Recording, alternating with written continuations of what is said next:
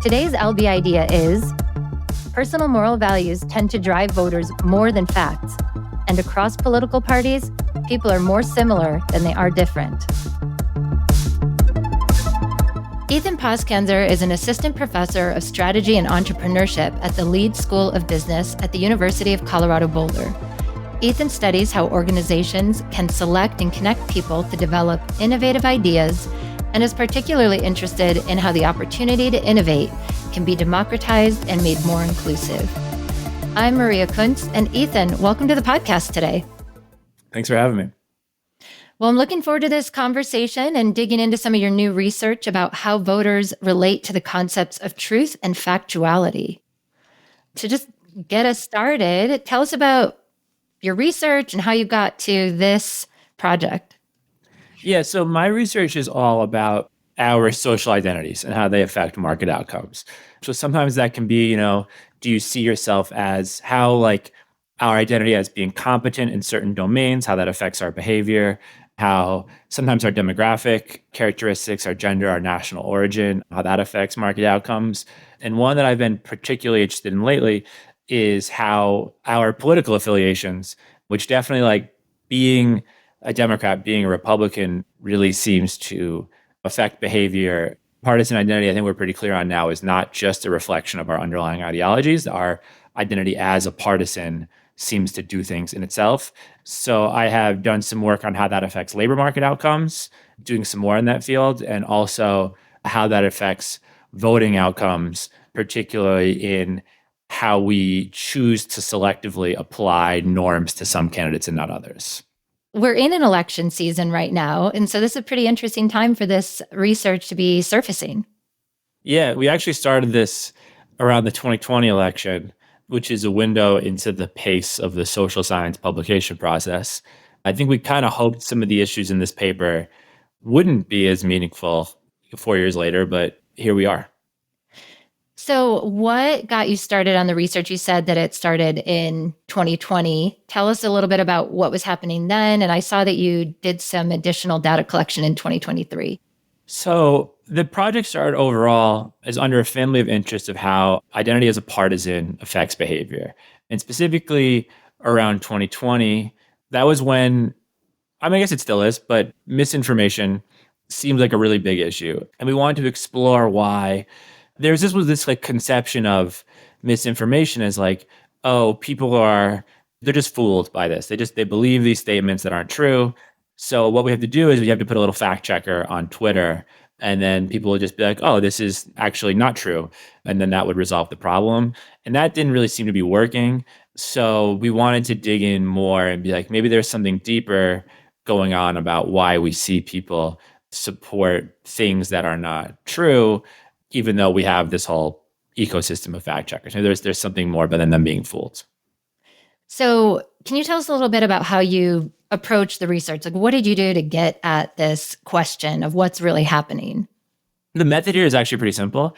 So we did a series of surveys of Americans in different areas, different partisan identities, and we showed them statements, some by politicians that they liked, some by politicians that they didn't like. And we showed them statements that weren't true. We said they weren't true. And we just asked them to react to the statement. And we saw that people knew generally whether they liked the politician or not. They were always aware that the statement wasn't based in evidence, that it wasn't factually correct, but they changed whether they thought it was good that somebody made the statement based on whether they liked that politician or not. We would ask them, do you think it's important that politicians make statements that are based in facts and evidence? And if they don't like the politician, they say, yes, it is important that statements are based in evidence, and this is a flagrant violation of the norm of truth and fact. But if they like the politician, they kind of say, yeah, I know it's not really based in facts, but it is true. They're drawing a wedge between being based in facts and being true. And they're saying that well, I know this statement is literally not correct. It's supporting an underlying objective that I believe in. So basically, one of the statements was Donald Trump talking about there's a caravan of immigrants coming to the United States. This was in the late 2010s. That statement, people would say, yeah, I know there's not really a caravan, but if they like Donald Trump, but they would say, but we have too many immigrants coming. So while they know the statement is not based in evidence, it supports this deeper mission that they see as true. And thus, they are happy that somebody is making that statement. And they're happy to support a politician that is making a statement that is not based in fact. So I think in the research, you talked about the difference between true and something being based on objective evidence. This sounds like an example of that. Could you say more about what is true? Yeah. So it turned out we had to dig more into this. This is not something we expected. But when we asked people, do you think this statement is true? And do you think this statement is based in fact? We thought those would be pretty much in lockstep. Like those would be different ways of framing the same concept. If they don't like a politician, those things are pretty close. If they do like a politician, there's a big wedge where they'll say that something is not necessarily based in fact, but it is indeed true. So another example of this, and we eventually kind of dug into this more and got some short answer responses from people. There was one person who really liked Joe Biden in the 2020 election, and Joe Biden made a statement that said, if you take the COVID vaccine, you cannot transmit COVID. And this person explicitly said, yeah, I know that's not like actually factual, but it is true that everybody should get vaccines. And thus, I'm happy that he made this statement because the general concept of vaccines being good is true. So any statement that supports that mission is true in a sense, even if it isn't objectively in the world. How does that tie into this concept of factual versus moral flexibility? So within the research, there's a conversation about factual flexibility and moral flexibility. I wonder if you could kind of go there and explain how these things relate. Yeah, we find there are basically two reasons why somebody would support misinformation from a politician. The first that we call factual flexibility, which is basically that they're fooled by the information. We're definitely not saying that doesn't happen. That happens for some people, for sure. Some people believe it as fact, but that's not the whole picture. Some people, even if they're aware that it's not factually true, they still want to see it in the world. And that's what we call moral flexibility. And that's because they are willing to shift their moral view on whether it's okay to say something true or not, based on whether they like the thing that's being said. So the upshot of that is that even if we had an ecosystem where everybody was perfectly informed, so everybody knew exactly what was true or not, we would still see people happy to put misinformation out there because they're doing it for these morally flexible reasons, not because they're fooled by it. There's been a lot of emphasis in the past number of elections on truth and fact. We're using fact checkers. We're using them in real time during debates. So what's the impact of the fact checking? Do we need to keep doing it? What's the future of that look like? I think there's reason for optimism and pessimism in this. So kind of optimistically, I think sometimes it seems like Democrats and Republicans live in different worlds. And if you're in one world or the other, you would look and be like, how could these people believe these things? Like, I don't understand. I think this actually gives us an explanation to that, where people on the other side, regardless of which side you're on, are a little more rational and aware than you might have thought. We're not actually like living in completely different factual realms. We just are pushing our agendas. That being said, I think while fact checkers are probably useful in some way, it's not that simple. And I think probably both parties, everybody might have this conception of be like, oh, if this other person was just informed, they would see the world exactly as I do. I just need to give them the facts, and then, they'll agree and my candidate will get 100% of the vote. That turns out not to be true, that these elements reflect moral and value differences, and getting everybody on the same page is not simply just putting a fact up there and showing which candidate is more truthful or not truthful. I actually think the fact checker is, to an extent, at a small level, probably not to overpower its usefulness, but could even backfire, where we see some people do this as a rejection of the establishment. They reject that the establishment is telling them how to think. And the fact that they like this misinformation because it's like a rejection of the larger establishment in some way. So I think Twitter correcting them and being like, hey, this actually is wrong, is not going to correct their desire to rebel against Twitter and big tech and kind of the powers that be. Or to speak and live in alignment with their values. What I'm hearing is people are aware of the facts. They may or may not care or want to know what the facts are. They're anchored more deeply in their values and their moral beliefs and advocating for the way they want to exist in the world, the way they want the world to be, and that's a stronger motivating force over a fact checker saying this is incorrect. Yeah, that's, I think, the larger idea. And there also could even be like a backlash to the fact checker, where I think if we think of news organizations, every TV channel has a political lean right now. And if you were watching the TV news channel that you disagree with, and they were like, hey, fact checker actually says this wasn't true, you'd be like, not only do I not care that you said that because I already knew it wasn't true, actually, the whole point is that I'm against you. And now I even more want to put this information out there because you're telling me not to. So I think it's a more complicated picture than a fact checker can resolve. It sounds like indignation, like such a deep rift. What I'm hearing is it doesn't seem like the fact checkers have the impact that maybe was hoped for when they really came onto the public stage. They're widely used now. Yeah, I think it's a well-intentioned idea that probably has had some benefit, but it's certainly not a panacea. They've been out for a long time, and the political environment hasn't really changed. So what's the takeaway for people hearing this research?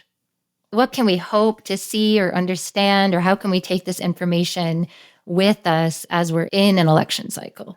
I think there are two things. I think one is to see people on the other side more as strategic actors in the same way that you yourself are. They're not living in a different world. They're taking strategic actions that statistically people in your party do as well. And I think that could be useful understanding. The other element is that I don't think there is like a simple top-down solution from an authority for this problem. Like, I don't necessarily think there's something the government can do or a big tech company can do to just like address this in the ecosystem. I think this is something that could be addressed by the people and by the voters. Basically, we see that politicians are not really penalized for saying things that aren't true. And politicians generally are going to do what gets them votes. So to an extent that we want to see this stop, the voters have to hold politicians that do this accountable and not vote for them. So something that I try and do now is I try, and when I get frustrated about something that I see a politician I dislike do or say, I try to look in my own house. And I now try and seek out politicians that, if they were doing this with an issue that I generally support, facts and evidence are important. I think they're useful value for society. I'm not going to say that everybody should feel them, but given that they're important to me, I try and seek out and support candidates that, which is not always easy to find, live up to those values versus just those that have a political agenda that I agree with. So a takeaway that I'm hearing is that really across political parties, people are more similar than they are different. And that people can take the facts and understand them, and they can still advocate, like you said, strategically for a position or a belief that they want to uphold and advance. So it's not that people are ignorant or they don't understand that something is incorrect or not factual, which I think has been sort of within the national rhetoric, like you were alluding to earlier. Generally, we see this pattern with both parties. It's not fully equivalent, but everybody does this. So it's pretty universal. To be clear, you can find, it was actually easier than we thought to find statements that aren't true by politicians across the board. It was discouraging. Donald Trump remains in his own category. He is by far the most prolific at this, but it's not a dynamic that's unique to him. And we've done it with a lot of politicians. Obviously, he was an important motivator for this.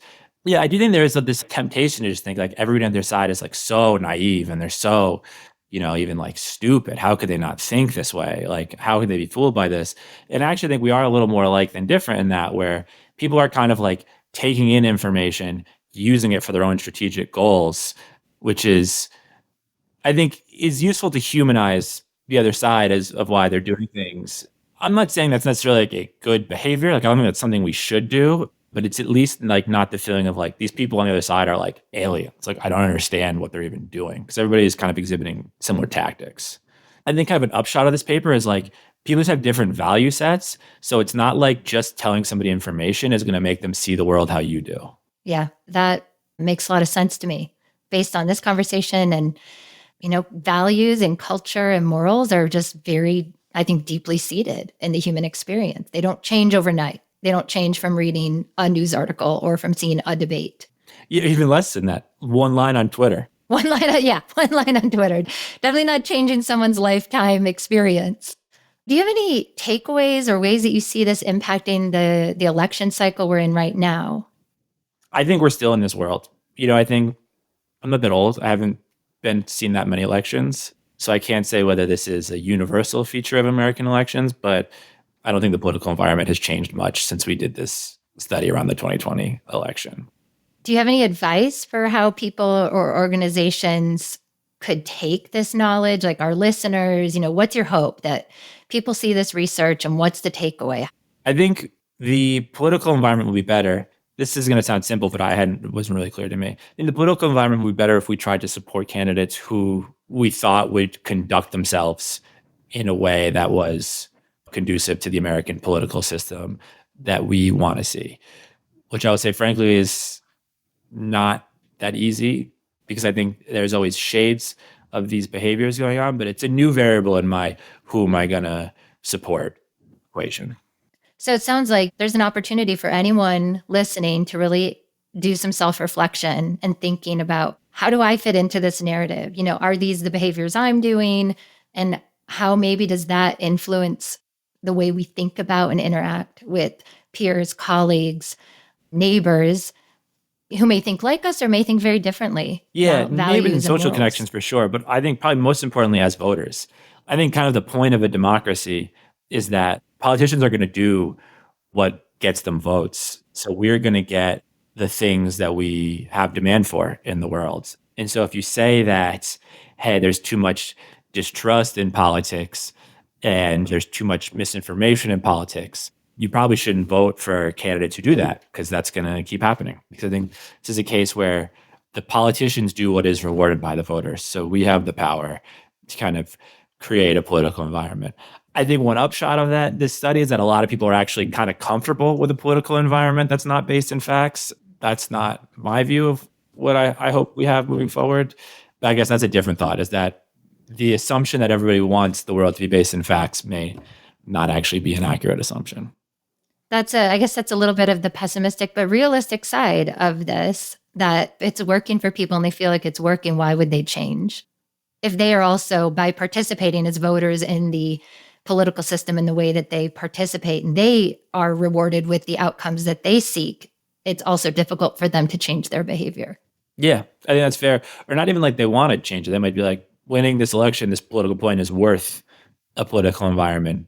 We see a lot of people on both sides say that like winning the election is actually more important than having a political environment based on evidence. Earlier in the conversation, you said there was a reason for pessimism and optimism. And I just wanted to see if there's anything that you want to add that we haven't talked about, thoughts that you think are really important for people to know. I think one thing that's interesting is that a lot of people will like say this explicitly, that they know they're doing this. They'll say, like, we had a lot of response where people are like, I know that's like, I obviously know that that's not true, but I still love that he or she said it because I think it's an important point for somebody to make. So we're not like really like reading the tea leaves too much in this. It's something that a lot of people will come right out and say. All right. Well, Ethan, thank you so much for the conversation today. It's really been great getting a chance to speak with you and looking forward to, interaction and feedback from our listeners, and hopefully they'll have questions for us, and maybe we'll see what conversation it sparks as people hear this podcast. Yeah, that sounds good. Thanks for having me on. My pleasure. Thank you again for listening to Leeds Business Insights. Make sure you're one of the first to hear every episode by subscribing to the show wherever you get your podcasts. Leeds Business Insights Podcast is a production of the Leeds School of Business and is produced by University FM. We'll see you next time.